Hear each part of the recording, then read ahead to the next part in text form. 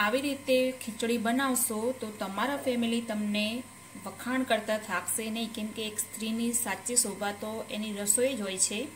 તો રસોઈના વખાણ થાય એટલે હરેક સ્ત્રીને પસંદ જ હોય છે. તો ચલો આપણે તો હેલો એવરીવન, રામ રામ અને જય શ્રી કૃષ્ણ. કેમ છો? આઈ હોપ કે બધા મજામાં જશો. ફરીથી ઉમિયા વ્લોગમાં આપ સર્વનું હાર્દિક સ્વાગત છે. તો આજે આપણે બનાવી રહ્યા છીએ ગુજરાતી વઘારેલી ખીચડી. તો આઈ હોપ આપને પસંદ આવે તો વિડીયોને લાઈક કરો, શેર કરો અને ચેનલને સબસ્ક્રાઈબ કરો.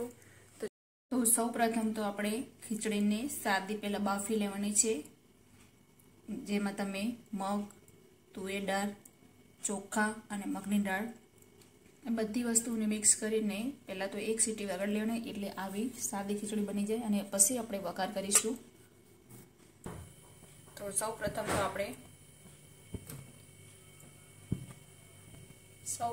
આપણે કઢાઈ લઈ લઈશું અને એની અંદર એડ કરીશું તેલ. હવે આપણે તેલ એડ કરી દીધું છે, તો થોડા ગરમ મસાલા એડ કરીશું અને એની જ સાથે આપણે કઢી પત્તા એડ કરીશું.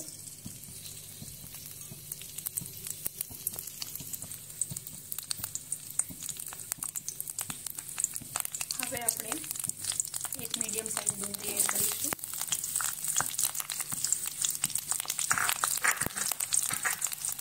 ડુંગળી સરસ શેકાઈ જાય ત્યાં સુધી ડુંગળીને સરસ શેકવા દેવાની છે. તો ડુંગળીનો કલર ચેન્જ થઈ ગયો છે. હવે આપણે એક મીડિયમ સાઇઝ બટેટું એડ કરીશું. એને પણ સરસ એવું શેકાવા દઈશું તેલમાં.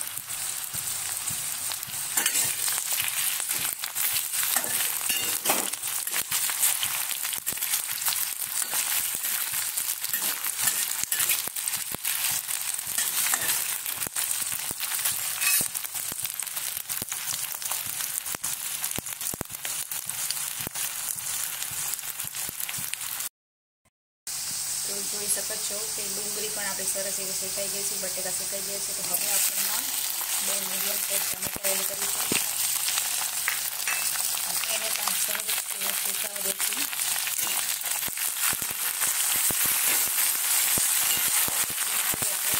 ખીચડી સારી બનાવી દીધી છે, એટલે ડુંગળી અને બટેકા શેકાવા જરૂરી છે.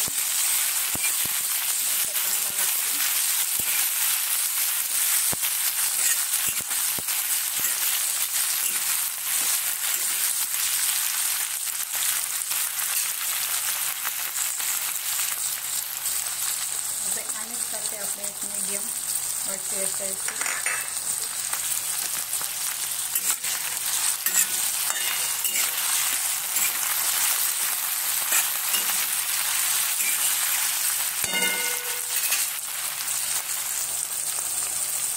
તો હવે જોઈ શકો છો કે આપણા ટમેટા અને બધી સબ્જી શેકાઈ ગઈ છે, કલર ચેન્જ થઈ ગયો છે. હવે આ સ્ટેજ ઉપર આપણે એડ કરીશું આમાં ઝીણી દાણા, જેને થોડાક પલાળીને રાખી દીધા હતા.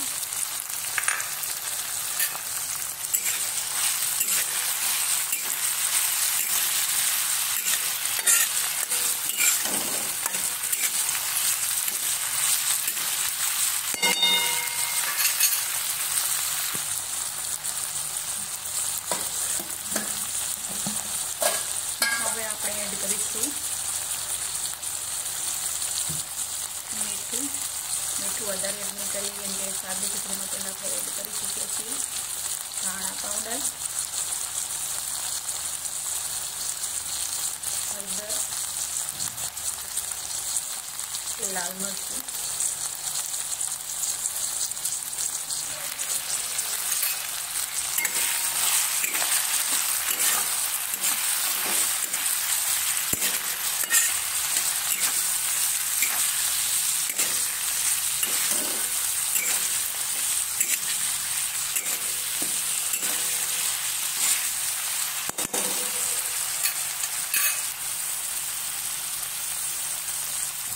હવે આ સ્ટેજ ઉપર આપણે થોડું પાણી એડ કરીશું.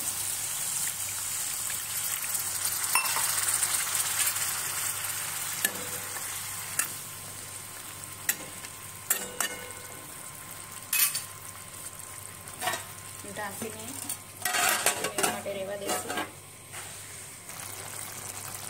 તો હવે આપણે સરસ એવો રસો પણ ઘાટો થઈ ગયો છે. હવે આપણે એમાં સાદી ખીચડી એડ કરીશું.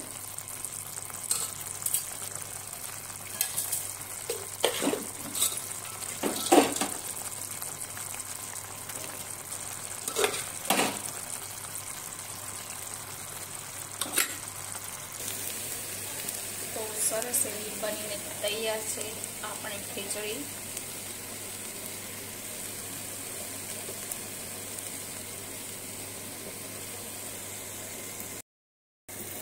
તો આવી રીતે બનાવો વઘારેલી ખીચડી, જેનાથી તમે અને તમારા ફેમિલી ધરાઈને સંતોષીને ખાઈ શકો. તો વિડીયો તમને કેવો લાગ્યો? વિડીયો ગમ્યો હોય તો લાઈક કરો.